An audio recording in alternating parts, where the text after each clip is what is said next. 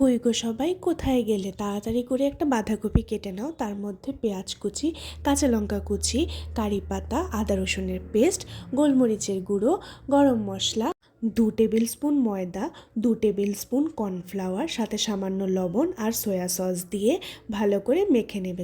জল ইউজ করতে হবে না, বাঁধাকপি থেকে যে জলটা বেরোয় সেটা দিয়ে আমাদের কাজ হয়ে যাবে।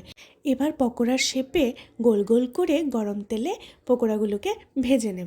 যারা রাতে রুটি খায় তাদের জন্য সবসময় একটা হেডেক থাকে, রুটির সাথে কি খাবো, তো মাস্ট ট্রাই এই রেসিপিটা। এরপর গ্রেভির জন্য সামান্য একটু তেলে আদা রসুন কাঁচামরিচ পেঁয়াজ ক্যাপসিকাম সাথে সামান্য লবণ দিয়ে হালকা নাড়াচাড়া করে তার মধ্যে ভিনিগার দিয়ে দেব। ভিনিগারের পর এক এক করে soya sauce, red chilli sauce, tomato sauce, green chilli sauce আর সামান্য একটু ব্ল্যাক পেপার দিয়ে হালকা করে নাড়াচাড়া করে নেব।